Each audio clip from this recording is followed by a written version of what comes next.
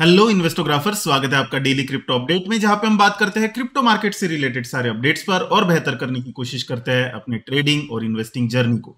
आज के इस अपडेट में हम बात करेंगे कंबोडिया की तरफ से एक बड़ी न्यूज निकल के आती हुई हमें देखने को मिल रही है। वो न्यूज क्या है, उसका इफेक्ट हमें क्रिप्टो के ऊपर किस तरह से होता हुआ देखने को मिल सकता है और क्या कंबोडिया भी यहां पर क्रिप्टो को एक्सेप्ट करने जा रहा है, उसे हम कवर करेंगे। साथ ही साथ हम कवर करेंगे रिटेल इन्वेस्टर के काफी दिल के नजदीक रहने वाला coin hamster combat.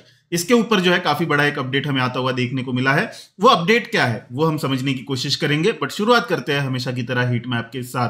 Currently heat map को देखें तो हमें मिक्स देखने को मिल रहा है। बीटीसी की अगर हम बात करें तो 94,444 पर करंटली बीटीसी ट्रेड करता हुआ दिखाई दे रहा है। 1.91% से डाउन है। इथेरियम यहां पर 3338 पर ट्रेड करता हुआ दिखाई दे रहा है, 1.39% से डाउन है। एक्सआरपी की अगर हम बात करें तो 1.36% से डाउन है। बीएनबी 0.90% से अप है। सोलाना यहां पर 2.86% से डाउन हमें देखने को मिल रहा है। वही डोज की अगर हम बात करें तो डोज 0.61% से डाउन है। आडा यहां पर 0.13% से डाउन है और बाकी के भी जो मेजर कॉइन्स है वो हमें डाउन ही देखने को मिल रहे हैं। यहां पर पेपे काफी अच्छा परफॉर्म हमें करता हुआ देखने को मिला था 2 वीक पहले, जब बिटकॉइन काफी अच्छी रैली दे रहा था। बट तब से जो है, जब से बिटकॉइन गिरता हुआ हमें देखने को मिला है, तब से पेपे में भी जो है ये गिरावट हमें देखने को मिली है। आज जरूर यहां पर 1.52% का बाउंस बैक हमें आता हुआ देखने को मिल रहा है। टीआरएक्स की अगर हम बात करें तो यहां पर भी 1.52% का बाउंस बैक है। बाकी सारे कॉइन जो है यहां पर करंटली हमें रेड में ही ट्रेड होते हुए देखने को मिल रहे हैं। बहुत ज्यादा रेड नहीं है, नॉर्मली रेड है, क्योंकि बहुत ज्यादा गिरावट हमें होती हुई देखने को नहीं मिली है। अगर आप देखो कल और आज में भी, तो मार्केट जो है यहाँ पर फ्लैट ही हमें कारोबार करता हुआ देखने को मिला है। अगर हम यहाँ पर बात करें टॉप गेनर्स की, तो टॉप गेनर्स की लिस्ट में सबसे पहले वर्चुअल यहाँ पर निकल के आता हुआ देखने को मिल रहा है। 13.83% पर करंटली वर्चुअल ट्रेड होता हुआ देखने को मिल रहा है। वही बीजीबी की अगर हम बात करें तो 7.10% से जो है बीजीबी यहां पर अप है। तीसरे नंबर पर बॉन्क है जो कि 2.89% से अप है। और टॉप लूजर्स की अगर हम यहां पर बात करें तो टॉप लूजर्स एफटीटी 14.12% से डाउन है। जेडईसी 9.89% से डाउन है और एचएनटी 9.82% से यहां पर हमें डाउन देखने को मिल रहा है। इसके अलावा एक्सडीसी भी जो है यहां पर वापस से एक बार डाउन हमें देखने को मिल रहा है। एक्सडीसी करंटली 8.74% से हमें डाउन देखने को मिल रहा है। इसके अलावा बाकी के भी काफी सारे टोकन जो है वो 4-5% के करीब हमें डाउन देखने को मिल रहा है। थोड़ा सा मार्केट जो है फ्लैट था, तो बहुत ज्यादा गिरावट भी हमें आती हुई देखने को नहीं मिली। और जिन कॉइन्स में बाउंस बैक आता हुआ देखने को मिला, वहां पर भी कोई बहुत खास बाउंस बैक हमें आता हुआ देखने को नहीं मिला है। फियर एंड ग्रीड इंडेक्स की बात करें तो वापस से एक बार जो है हमें नीचे जाता हुआ देखने को मिला है। कल 54 पर हमें देखने को मिल रहा था, आज 51 पर दिखाई दे रहा है। और अगर मार्केट ऐसे ही रहा, मार्केट में इसी तरह से जो है हमें साइडवेज मोमेंटम देखने को मिली, तो और ज्यादा नीचे जो है यहाँ पर फियर एंड ग्रीड इंडेक्स हमें जाता हुआ देखने को मिल सकता है। और अगर ये फियर में आता है, 40 तक हमें आता हुआ देखने को मिलता है, तो वो एक बेस्ट समय होगा जहां पे हम ऐड करने के लिए देखेंगे।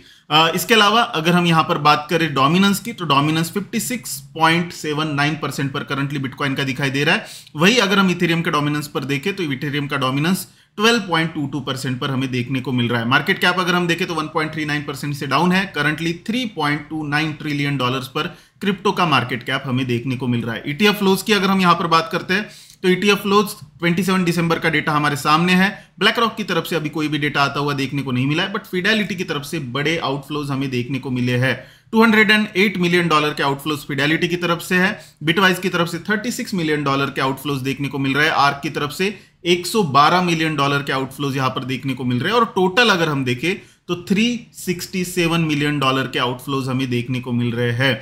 तो कल हमें फिडेलिटी में काफी बड़ी जो है इनफ्लोज आते हुए देखने को मिले थे, बट उसी के करीब जो है आज हमें आउटफ्लोज यहां पर फिडेलिटी में देखने को मिल रहे हैं। इसके अलावा इथेरियम की अगर हम बात करें तो इथेरियम में भी जो है यहां पर कोई बड़े इनफ्लोज आते हुए देखने को नहीं मिले। बस फिडेलिटी की तरफ से $27.5 मिलियन के इनफ्लोज हमें आते हुए देखने को मिले और टोटल में भी हमें वही नंबर देखने को मिल रहा है। बाकी किसी की भी तरफ से यहां पर नंबर निकल के आता हुआ देखने को नहीं मिल रहा है। बिटकॉइन और इथेरियम दोनों के ईटीएफ में अभी हमारे पास ब्लैक रॉक के नंबर आते हुए देखने को नहीं मिले। एक बार रिफ्रेश करके भी देख लेते हैं क्या ब्लैक रॉक का नंबर यहां पर आ चुका है। यस, ब्लैक रॉक का नंबर जो है अपडेट हो चुका है। अगर हम ब्लैक रॉक की तरफ से देखें तो 79.4 मिलियन के इनफ्लोज है। तो यहां पर जो आउटफ्लोज का नंबर था, जो टोटल नंबर था, वो थोड़ा सा अब कम होता हुआ हमें देखने को मिला है। 287 मिलियन का जो है अब आउटफ्लो यहां पर बिटकॉइन के ईटीएफ में हमें कल होता हुआ देखने को मिला। वही अगर हम यहां पर देखें इथेरियम के ईटीएफ में, तो इथेरियम के ईटीएफ को भी यहां पर रिफ्रेश कर लेते हैं। क्या यहां पर ब्लैक रॉक का नंबर आया है? बिल्कुल, $20.2 मिलियन के इनफ्लो जो है यहां पर हमें ब्लैक रॉक की तरफ से इथेरियम में आते हुए देखने को मिल रहे हैं। तो जो अभी तक नंबर टोटल में $27.5 मिलियन का देखने को मिल रहा था, वही नंबर जो है बढ़कर ब्लैक रॉक के नंबर के बाद 20.2 प्लस होने के बाद $47.7 मिलियन का यहां पर होता हुआ देखने को मिल रहा है। कंपैरेटिवली अगर आप देखो, दोनों का भी कंपैरिजन करो यहां पर बिटकॉइन और इथेरियम के ईटीएफ का, तो जो है हमें इथेरियम के ईटीएफ में जो इन्फ्लोज है वो छोटे जरूर है बट काफी बेहतर दिखाई दे रहे हैं। अगर हम 23 दिसंबर से बात करें तो 23 दिसंबर से लगातार यहां पर हमें इन्फ्लोज आते हुए देखने को मिल रहे हैं, जो कि एक पॉजिटिव बात है। मुझे लगता है कि यहां पर जिस लेवल पर करंटली इथेरियम है बहुत अच्छी लेवल है और यहां पर जो है लोग इसको अक्यूमुलेट करना चाहते हैं, इसी वजह से इथेरियम के ईटीएफ में यहां पर हमें इन्फ्लोज देखने को मिल रहे हैं। इसके बाद अगर हम चले न्यूज की तरफ, तो सबसे पहली न्यूज जो है हैमस्टर कॉम्बैक्ट की तरफ से आती हुई देखने को मिल रही है। वही कॉइन जिससे काफी लोगों को उम्मीदें थी, काफी लोगों ने टैप टैप करके जो है अपने 2 महीने 3 महीने वेस्ट किए और उसके बाद उनको जो रिवॉर्ड मिला वो $2, $3, $5 का यहाँ पर रिवॉर्ड मिला। तो एक एज एक्सपेक्टेड रिवॉर्ड जो है हैमस्टर में हमें देखने को नहीं मिल रहा था, जिसकी वजह से इसकी हाइप भी जो है वो हमें खत्म होती हुई देखने को मिली। बट अब हैमस्टर जो है एक नया डेब्यू करने की जो है यहाँ पर घोषणा करता हुआ हमें देखने को मिल रहा है। करंटली जो है हैमस्टर ने कहा है कि ये लेयर 2 नेटवर्क यहां पर बनाएंगे टॉन के ऊपर। तो एक नया जो है डेवलपमेंट यहां पर हैमस्टर में आता हुआ देखने को मिला है। यहां पर इन्होंने अपने ट्विटर हैंडल के थ्रू बताया भी है कि इन्होंने वोट किया उनके जो डाउ कम्युनिटी है उसके ऊपर, और उसमें ये फाइनलाइज हुआ है कि हैमस्टर जो है वो लेयर 2 ब्लॉकचेन यहां पर डेवलप करेगा, वो भी टॉन नेटवर्क के ऊपर। तो ये मूव जो है हैमस्टर को कहां तक लेकर जाता है वो देखने वाली बात होगी, क्योंकि काफी ज्यादा बस जो है हैमस्टर के अराउंड हमें बनता हुआ देखने को मिला था। बस इंडिया में नहीं, ओवरऑल ग्लोबली भी जो है हैमस्टर के अराउंड हमें काफी ज्यादा बस यहाँ पर क्रिएट होता हुआ देखने को मिला था। बट एज एक्सपेक्टेड यहाँ पर रिवॉर्ड्स जो है हैमस्टर की तरफ से हमें आते हुए देखने को नहीं मिले।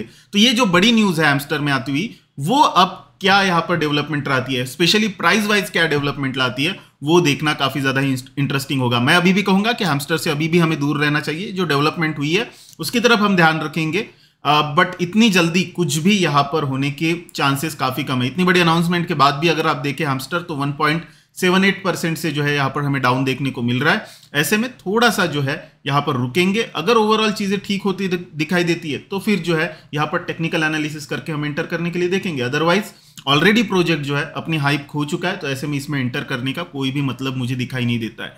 दूसरी जो न्यूज है वो यहां पर नेशनल बैंक ऑफ कंबोडिया की तरफ से आती हुई देखने को मिल रही है। कंबोडिया में पहले जो है क्रिप्टो यहां पर बैन था, जैसे पूरी दुनिया में बैन था, वहां यहां पर भी बैन था। बट अब यहां की नेशनल बैंक ने जो है अपनी बैंक्स को यहां पर कहा है कि वो क्रिप्टो सर्विसेज को सर्विस दे सकती है, राइट। तो इससे पहले जो है कोई भी बैंक क्रिप्टो से रिलेटेड किसी भी प्रोजेक्ट को सर्विस नहीं दे सकती थी। बट अब यहां पर नेशनल बैंक ऑफ कंबोडिया ने कहा है कि वो क्रिप्टो प्रोजेक्ट्स को या क्रिप्टो से रिलेटेड जो सर्विसेज है उन चीजों को जो है सर्विस देती हुई दिखाई दे सकती है। उनको जो है यहां पर परमिशन मिल गई है। बट यहां पर ट्विस्ट ये है कि ये सर्विस किन प्रोजेक्ट को दे सकते हैं।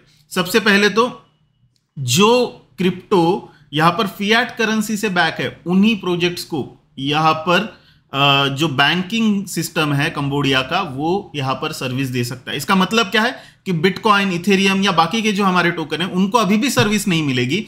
यहां पर जो सर्विस मिलेगी वो यूएसडीटी कॉइन जो है या स्टेबल कॉइन जो है हमारे, इस तरह के कॉइन्स को जो है यहां पर सर्विस हमें मिलती हुई देखने को मिलेगी। और सेंट्रल बैंक डिजिटल करेंसीज जो है, जो कि अलग अलग देश ला रहे हैं, उनको यहां पर सर्विस मिलती हुई दिखाई देगी। अभी भी बिटकॉइन और इथेरियम का रास्ता यहां पर क्लियर होता हुआ हमें देखने को नहीं मिला है। तो थोड़ा सा सरप्राइजिंग है, इतना बड़ा डिसीजन लेने के बाद भी स्टेबल कॉइन में ही उन्होंने अगर यहां पर परमिशन दी है, तो क्या सोच के दी है मुझे वो समझने वाली बात होगी। क्योंकि एट द एंड अगर आप यूएसडीटी खरीद रहे हो, उसके बाद तो आप बाकी की करेंसीज में डील कर ही सकते हो, राइट। क्रिप्टो में कहीं पर भी आप कुछ भी ट्रांजेक्शन कर ही सकते हो।